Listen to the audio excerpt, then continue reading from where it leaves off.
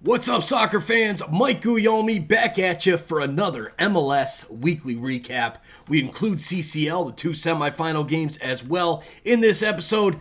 Going to touch on a couple things as well, and we'll be right into it right after the intro. Hit that like button, hit that subscribe button as well as we're new, and let's get rolling.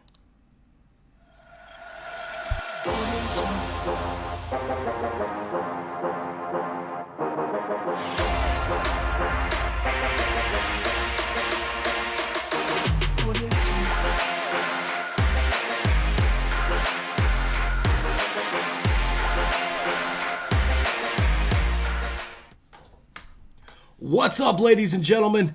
I am back from a very nice vacation. Although the traveling getting there was absolutely insane. What a day that was, but a great, relaxing vacation. And with that being said, I'm going to have to be honest with you guys. I didn't get to watch as much footy as I wanted to. I was too busy. We were down on the beach. We were celebrating a birthday. Happy birthday to Katie Schultz. Appreciate you guys having a great big party down there in Florida, and didn't get a chance to watch all of the games that I wanted to watch, but I did get to run through a little bit of it, starting out with the CCL. Of course, I was going to do the Wednesday night live there. Unfortunately, was just too busy getting packed up and ready to go down there. Now, let me tell you guys, this traveling, oh my God, what a nightmare. Canceled flight after canceled flight. We left our house at 10 o'clock in the morning on Thursday, expecting to get there around 3:30, 4 o'clock Eastern time, and we'd be ready to party and relax. Well, they decided to delay our flight until 6 o'clock from 1 o'clock. Then, while we were sitting there waiting for those 5 hours to pass, they delayed it again to 8 o'clock.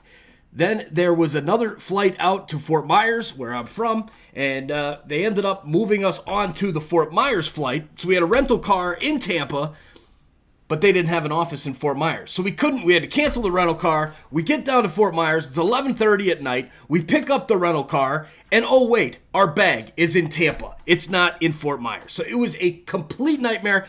Allison and I get in the rental car. It's midnight. We head up to the Tampa International Airport.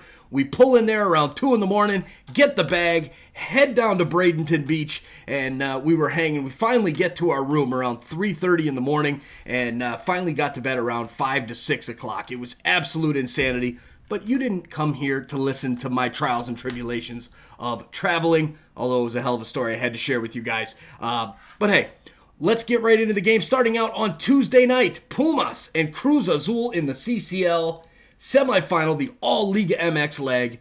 This one, it's a 2-1 victory for Pumas, a very important away goal scored by Cruz Azul by Tabo in the 83rd minute. I only watched about 15 minutes of this game, and that was from like the 30-minute mark up to halftime. And I saw both goals for Pumas. I thought they were going to run away with this match, but they didn't. They didn't run away with it. Cruz Azul still in it for the second leg back at the Azteca. We'll see how that game goes. But man, what a good matchup there between Pumas and Cruz Azul. Pumas with the upper leg, but Cruz Azul's right there in it, only down by one goal. Now, for the one that we care about the most, Seattle, New York City. This was a crazy game. Seattle with a 3-1 victory over NYCFC. Goals from Rusnak, Morris, and Nico Ladero. The Sounders, 3-1 victory over New York City in Seattle in the first leg. NYCFC does get the away goal from Andrade, but I don't know if that's going to be enough, especially given that New York City is going to be playing at Red Bull Arena in the midweek next week. Not as bad as it could have been, though. They did get that away goal, which is very important. So if they do win 2-0 at Red Bull Arena, New York City that being, then they do move on into the next round of the CCL, the championship, the final round of CCL. But that's going to be a very tall task for an NYCFC team who has struggled in MLS play so far. They've held their own in CCL, but in this one, didn't quite hold their own in the MLS matchup. They did well against the Central American opponents, not so much against the MLS opponents. So as far as lineups in this one, it was a full-strength squad from both sides. Great lineup from Seattle. The only thing there, Reagan in center back position. But, I mean, Rusnak, Jall Paulo, Jordan Morris, Christian Roldan, Nico Ladero in the midfield with Rui Diaz up top. That's hard to beat. That is going to be hard to beat for any team in CCL or in MLS play. That's how damn good that lineup is. Now, New York City, on the other hand, they played a full-strength lineup against Toronto FC last week.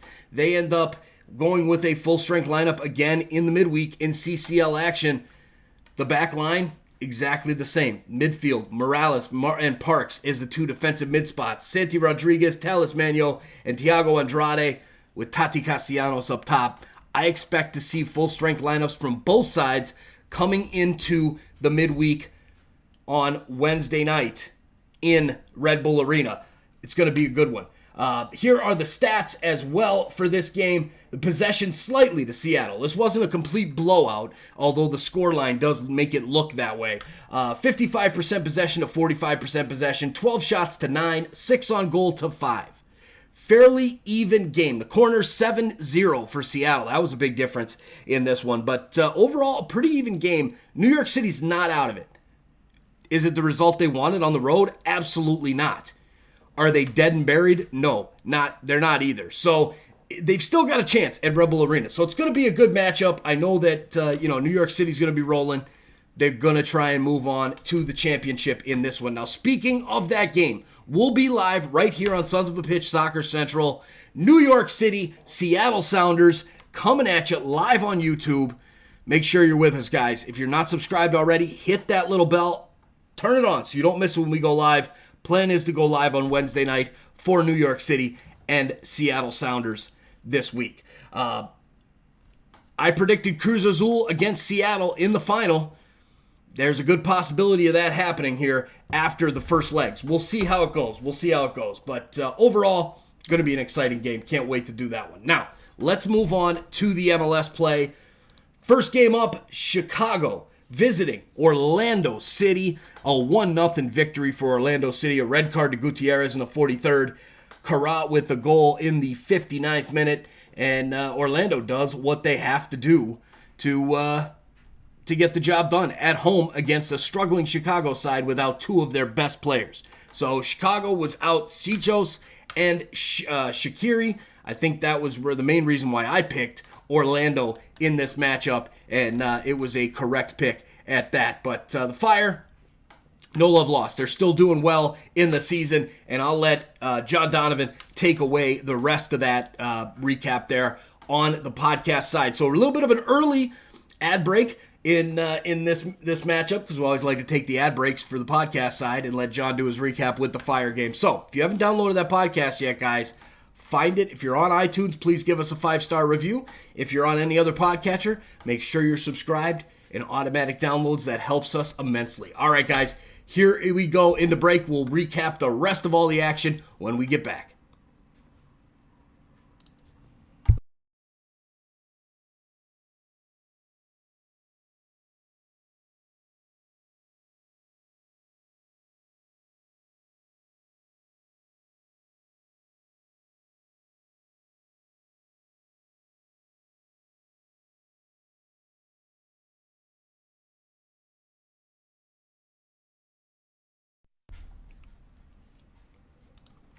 All right, so good win there for Orlando over Chicago, but Chicago's not going anywhere.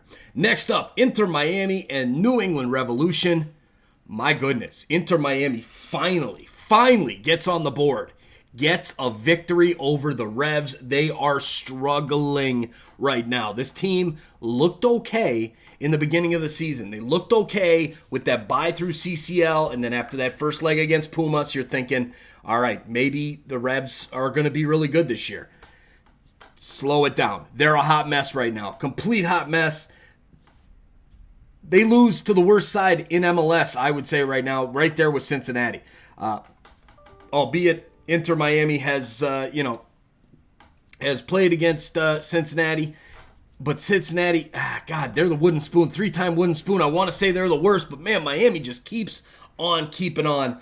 If this wasn't for a Campagna hat trick, it's going to be another loss. Miami at home beats New England. Gonzalo Higuain, he's going to retire. Gonzalo Higuain's out of the lineup. He doesn't play in this one and just looks on from the stands. And this is, there was a good photo of him in like a meme on Twitter that said, this is a guy, here's a picture of a guy who realizes that the game has passed him by. And that is just 100% accurate for Gonzalo Higuain. A horrible signing for Inter Miami. Horrible signing. We called it when it happened.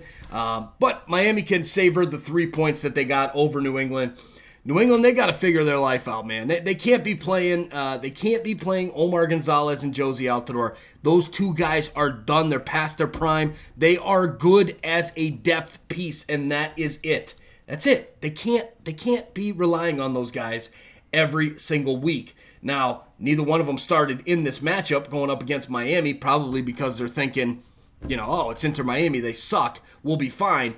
But they got some work to do there in New England. And Carles Hill doesn't look like he's the same player as he was even last season as MVP. Not looking the same there. But good win for Miami. They get on the board. They're up to 4 points from the one, so a good result for them. Next up, Montreal and New York Red Bulls. The Red Bulls at Red Bull Arena. A very tough team to beat. I picked the Red Bulls to get the victory. I was dead wrong. 2-1 victory for Montreal. 1 goal by New York, Fernandez. Omir Fernandez in the 14th minute. They were cruising right along. You figure, all right, this is it. New York's going to just handle their business. They're going to get the W. Wrong. Montreal comes back. Rudy Camacho in the 71st and Romel Kyoto in the 81st minute. And Montreal claws their way back to pick up 3 points on the road against an Eastern Conference rival. A very good performance there by Montreal to be able to move on and move upwards through the standings. Now, looking at the stats here, possession dead even, 50.2 for Montreal, 49.8 for the Red Bulls. Total shots, 15-10 Red Bulls. Shots on goal, 5-4. Very, very even game. It's just how the luck fell and the goals, the finishing was there from Montreal. A little bit better than from the Red Bulls, and Montreal, good victory for them. Next up, Philadelphia and Columbus. Philly, 1-0 victory over the Columbus Crew. Goal from an own goal, actually, by Columbus keeper Eloy Room. And that's the only scoring that there was in this one. Philly, 16 points at the top of the table. What is going on here? But, man, they just keep on rolling through. The lineups were good. The lineup was good there from Philly. The lineup was good from Columbus. Pretty much the strongest lineup you're going to get out of both sides. And Philly, as even though they're at the top of the table with 16 points, your next closest is 13 in the Western Conference, I'm not sold on them yet. I'm not 100% sold on them. They are getting the results. They are doing okay, but I'm just not sold on the Philadelphia Union just yet. Now, Columbus, hopefully they can pick things up and regain their form from 2020 when they won MLS Cup. So I think that's still a long ways off. I don't think this team is as good as that team. I think they've got some work to do there. But overall, I think Columbus can compete for a playoff spot in the Eastern Conference. Next up, El Tráfico. LA Galaxy, 2-1 victory over LAFC. Man, what a game this was. I watched a few minutes of it. Towards the end, I saw the goal that got called offside by VAR and reversed. 2 goals for LA. Chicharito in the 13th minute, Koulibaly in the 31st, and then Christian Arango with the goal in the 79th minute for LAFC.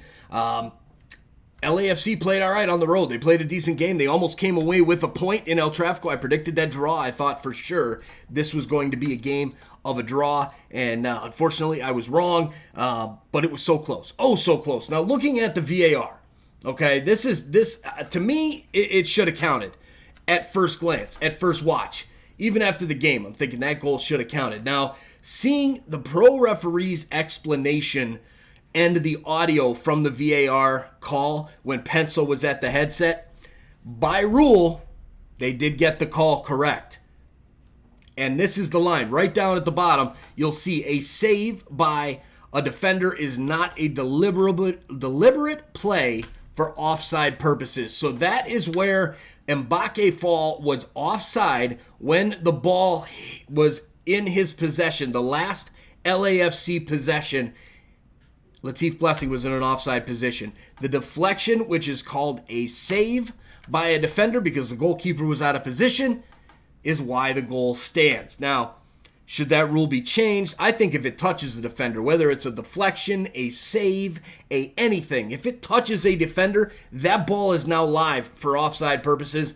I'd prefer to see it that way, but that's not the way the rules are. So technically, they did get the call correct. It was offside by the letter of the law, and that gives the LA Galaxy a 2-1 victory over LAFC. Now, these teams, these are going to be two teams. We're not going to have a repeat of last year where we had no California teams in the playoffs. And San Jose, I don't think they're getting in. But I think both of LAFC and LA Galaxy are going to make the playoffs this season. Raheem Edwards continues to play well for the Galaxy. They've got Raveloson, Leardom, Grandsir. They had Efrain Alvarez up in that winger position. Victor Vasquez. Chicharito is scoring goals. This team is solid. Now, will Chicharito keep scoring goals? That's the key for LA Galaxy. He has to continue to score at a rate of about a goal every other game at minimum in order for this team to be successful to make a run at MLS Cup. Now, LAFC, it's on the road. They almost got a point out of it. For me, it's not as bad of a result for LAFC as some are making it because they did lose to their in-city rival, right? So you look at Hollingshed, Murillo, Fall, Palacios at the back, Max Crepeau in goal, Cifuentes, Ilya Sanchez, Kellen Acosta in the midfield, played real well. Opoku, Vela, and Brian Rodriguez. It's a strong up front three. LAFC is in good hands. They're not going anywhere. They're going to be up there challenging for one of the top spots in the Western Conference once all is said and done.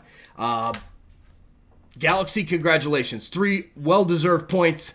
You got real damn lucky at the end, but that's not what matters. What matters is LA Galaxy's got 3 points in the bag after this matchup. Next up, RSL, TFC.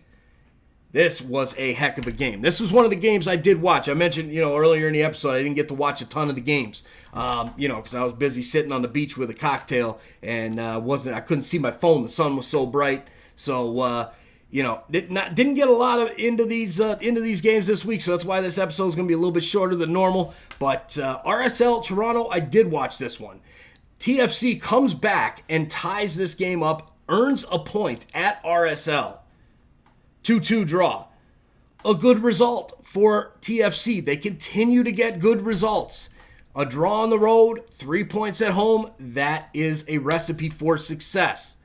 And again, with TFC, they just got to hang around that line once Insigne comes over and possible other signings as well. Follow Eric Giacometti on Twitter, and he put up on his personal Twitter some type of picture with Fabrizio Romano saying, we're cooking something up in the laboratory here with Fabrizio. And then the All for One cameras, etc., staff members were at the Napoli game over the weekend for Serie A. Who are they scouting? Who are they working at? They're in Italy. They're putting together some promotional videos. So a signing is coming for TFC. Is it Dries Mertens? There was some talk of him coming over. Is it Belotti? Is it another player? We don't know. There were no details on that. It's been pretty hush-hush about it.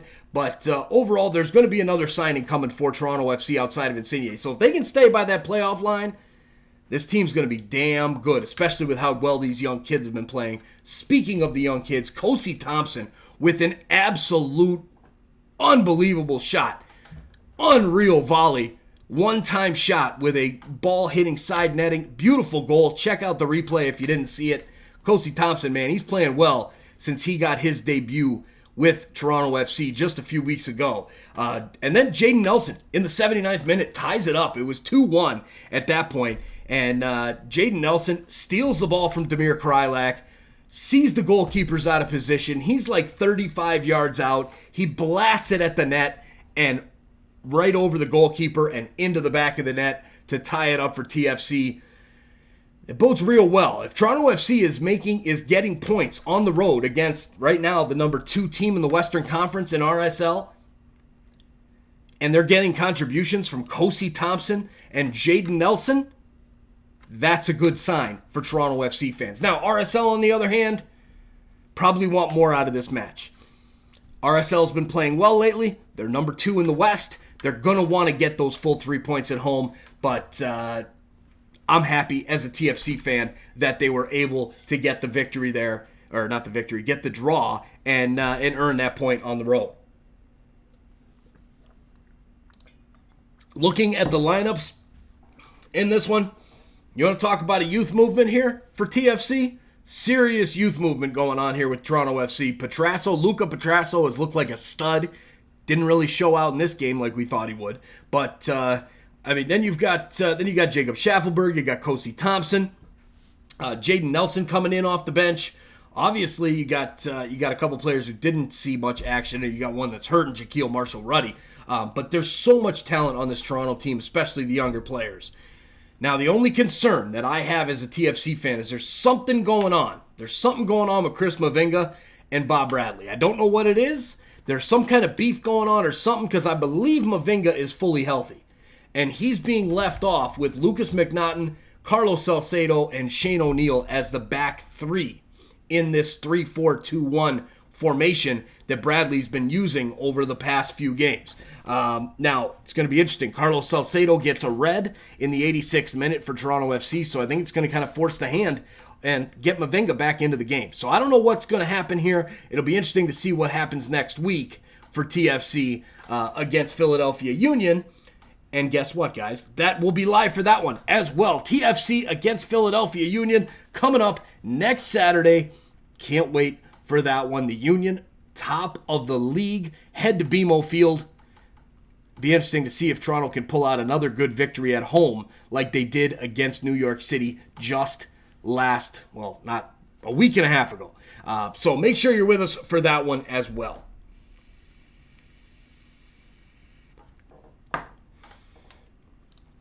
All right, moving along down the list. Let's get to the next game. Dallas, Colorado. Dallas, 3-1 victory over the Rapids. Dallas is looking good. Jesus Ferreira is looking good. 2 goals for Ferreira, Brandon Cervena right before the half, and Diego Rubio, the goal scorer for the Rapids. Man, Dallas is doing well this year. They give them some more time too. They're gonna need a little bit more time to get fit there and get used to all these new players playing together. But overall, it's gonna be very, very interesting to see what happens with Dallas at the end of the season. So definitely excited about that. All right, looking at the next game, Houston and San Jose, a 4-3 victory for Houston over the Quakes. Man, the Quakes, God, they need some love, man. How has Matias Almeida not been canned yet, or how has he not resigned yet? That's what I just don't know. Houston, I expected them to get this victory in Houston against San Jose. 2 goals from Ferreira, Darwin Quintero, and Hadebe with the goals as well. Jeremy Ebobisi and Thompson with the goals for San Jose. Very exciting game. Unfortunately, I didn't get a chance to watch it in this one, but a good win for Houston at home over a struggling San Jose side. But San Jose did have the possession in this one, 68% to 32. Total shots, 18 to 12, but Houston did have one more shot on goal than San Jose did. Total passes, of course, because that possession number was so high, it was all San Jose. But Houston getting them into the back of the net, and that matters. That matters a lot, especially with the shots on goal, 7-6 over San Jose, when San Jose had 6 more shots, total shots against them. So very good result for Houston there in that one. Next up, Kansas City and Nashville SC. Nashville finds a way to get the victory on the road. Some beautiful odds in this one. Man, that was a nice pickup on that one. Nashville, and speaking of picks and predictions, guys, make sure you're watching picks and predictions tomorrow when that comes out tomorrow afternoon. But man, a great week last week for picks and predictions. Ended up hitting a parlay. Thanks, Adon Guillen. Appreciate that, man. And I was glad I got in after the Revs there. But overall, a great week picks and predictions wise. 58% on them. That's a good number. Can't beat it. So, Nashville, 2 goals, Romney and Sapong. Kansas City, Walter with the goal for SKC. It's panic time at SKC, y'all. It's getting close to panic time. I know Nashville's a good team, but this is a team at home. Kansas City, if they want any chance to sniff in the playoffs this year, they're going to have to win every single game at home because they do not get results on the road. This team has horrible, horrible road form, so they better figure their life out at home if they want to get in contention here for anything outside of the U.S. Open Cup. Which, again, that's still a good trophy. But, hey, in the MLS season, you gotta win your home games, or you have to have good road form on top of a decent home record.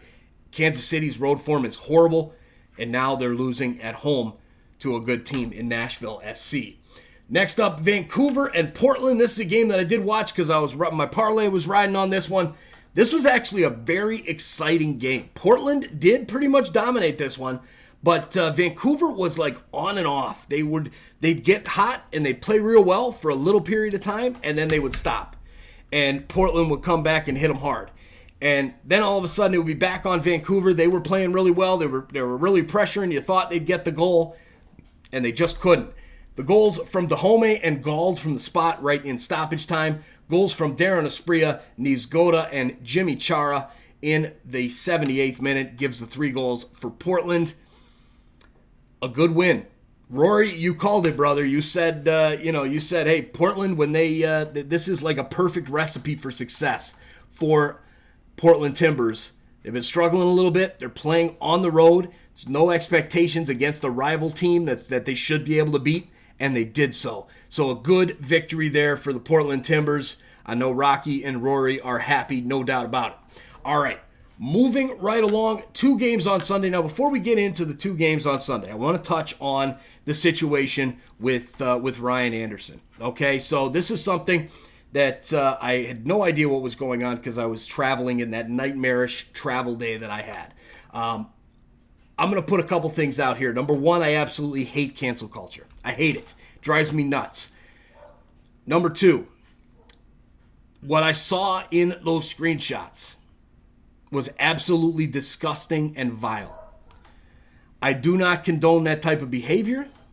I can't even believe that was something that he said.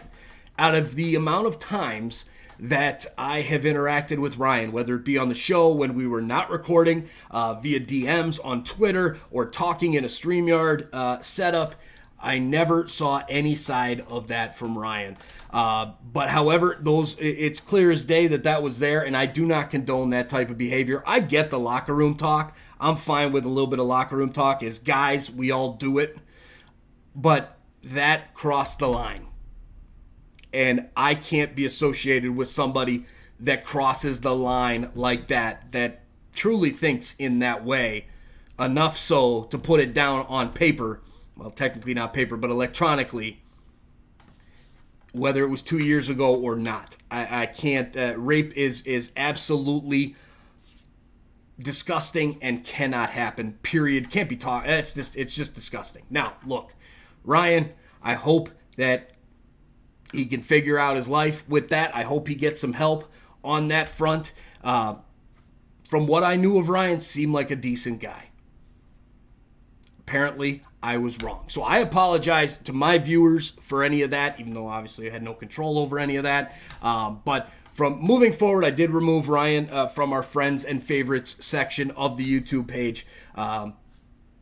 We'll see if he can, we'll see in the future with him if he can get the help that he needs. But overall, I do not condone that type of behavior. But I absolutely hate cancel culture, and everybody should make that decision for themselves. If they want to continue to support Ryan, that's up to them. Unfortunately, I won't be moving forward because of those actions. Lapse of judgment, it happens. I get it.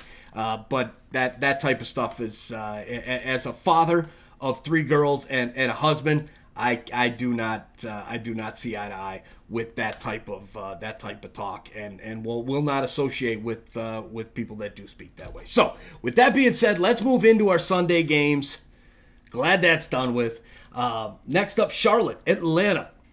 at Charlotte Stadium. Atlanta going on the road, and Charlotte gets the victory 1-0 over Atlanta United. Atlanta United, my God, this team, the talent that is there for Atlanta United, and they can't even beat the expansion team Charlotte on the road. This team struggles on the road, guys. Atlanta really struggles on the road. Alcivar with the goal for Charlotte, and they get the victory. That's a huge victory for an expansion side, going up against their possible rival, soon-to-be rival, I'm expecting. I think MLS will take this and run with it. But Charlotte, a great victory for them. Great victory. Kalina looks spectacular in goal. And Charlotte, well done. Well done. I did not see this one. I was in the air coming back and haven't even looked at the highlights yet. But I'm annoyed because I did have Atlanta closing out a parlay for me, and of course that missed. But overall, Atlanta, they've got to figure out their road form. Charlotte, I'm just gonna say they're overperforming. This is a team when they came into the league, everybody kind of had them as a huge dog to do absolutely anything. Do I expect this team to make the playoffs? Probably not. But they're doing much better than a lot of people expected. Let's put it that way. So Charlotte, good victory for them over the rival. Savor it, enjoy it, and keep it rolling. Last game of the week, Austin FC against Minnesota United. 1-0 victory for Austin FC. Maxi Urruti with the goal. Minnesota just can't seem to get it done on the road here. They've had a couple good road results as of late, so I expected they might be up to something there, but I expected this one actually to be more high-scoring. Austin gets the goal from Maxi Urruti and picks up the points. Austin FC is a very good team at home. Very, very good team at home. On the road, not so much. They've got some work to do there, but doing what they're supposed to do. Getting that 3 points at home against Minnesota United. Good victory for them, and hopefully it turns into some playoffs there for Austin FC somehow, some way. All right, let's take a look at the standings. Overall in the Eastern Conference, as I mentioned, Philadelphia 16 points, top of the table, undefeated. 6 games played, 5 wins, 1 loss. Great start for Philadelphia Union. Orlando, New York Red Bulls, Atlanta right behind them. Charlotte in the 5th spot on 9 points. Chicago now drops to the 6th spot on 9 points. Columbus with 8, Toronto with 8, Montreal with 7. And then, of course, some more down here. Surprisingly, New York City down at 4 points in MLS play. In the Western Conference, LAFC still in the lead, 13 points in the table. LA Galaxy with that win over LAFC gets closer at 12 points. RSL with 12 points, third in the West, not second. I had said second earlier, but by goal differential, they're in third. Austin, Dallas, Houston, and Nashville round out the playoff positions. Portland, Colorado, Minnesota, Seattle. There's going to be some movement here with this table, guys. But as we stand right now, those are your standings here. CCL, we've got our second legs coming up in the midweek. And as a reminder, guys, we'll be live for New York City and Seattle on Wednesday night. Cannot wait for that matchup. It's going to be a lot of fun. Then for next week, we'll have Toronto FC against Philadelphia Union live Saturday afternoon, early evening. Going to be a lot of fun in that one as well. Top of the table in MLS going up against TFC should be a lot of fun. All right, guys, there you have it. Make sure you watch our picks and predictions show tomorrow. That'll be launching tomorrow afternoon, hopefully, as long as I can get it done. I do have my all-town meeting tomorrow, so it might get pushed back to Wednesday if all goes crazy, but we'll see. Outside of that, guys, have a great rest of your day. We'll see you guys real soon, and big shout-out again to our sponsors of this segment, Skira. Icelandic water. Get it at your local 7-Eleven. Any 7-Eleven in the U.S., man, you can find it. Go get some. It's the best water out there. All right, y'all, we'll talk to you later. Hit that like button. Hit that subscribe button as well, and have a great rest of your Monday. Peace.